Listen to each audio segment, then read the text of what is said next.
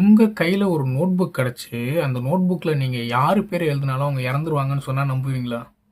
அந்த மாரி ஒரு நோட் புக்க பத்தின கதை தாங்க இந்த டெத் நோட்டு. இந்த பூமிக்கு வந்து நரகத்துலேருந்து ஒரு நோட் புக் வந்து விழும். அது யாரோட நோட் புக்னா, இந்த ஷினிகாமியோட நோட் புக். அந்த நோட் புக் வந்து நம்ம ஹீரோவான ஸ்கூல் டாப்பரான ஐக்யூ அதிகமா இருக்கக்கூடிய நம்ம லைட் யாகாமி கிட்ட வந்து கிடைக்கும். அவரு இந்த புக்க வந்து எப்படி யூஸ் பண்றாரு?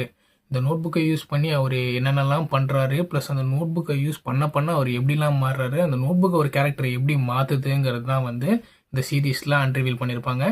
ஸோ லைட் யாகாமி அடுத்து வந்து எல்லுங்கிற கேரக்டர் வந்து ரொம்ப இன்ட்ரெஸ்டிங்காக இருக்குங்க. நிறைய பேருக்கு ரொம்பவே ஃபேவரட்டான கேரக்டரு.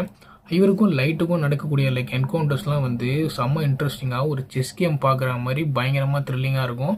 அடுத்தடுத்து ஒரு ஒரு எபிசோட்லையும் என்னடா நடக்க போகுது, ஐயோ இவரை கண்டுபிடிக்க போகிறாரா இல்லை இவருக்கு என்ன ஆக போகுதுன்னு சொல்லிட்டு நம்மளை கெஸ்ஸிங்லேயே வச்சுருக்கோம். என்னதான் வந்து நம்ம லைட்டுக்கு நிறைய ஃபேன்ஸ் இருந்து அவர் என்னதான் மாசாக இருந்தாலுமே என் ஃபேவரட் கேரக்டர் வந்து எள்ளு தாங்க. உங்கள் ஃபேவரட் கேரக்டர் யாருங்கிறத வந்து நீங்கள் கமெண்ட் பண்ணுங்கள். நீங்கள் டீம் லைட்டா இல்லை எல்லாங்கிறத கமெண்ட் பண்ணுங்கள்.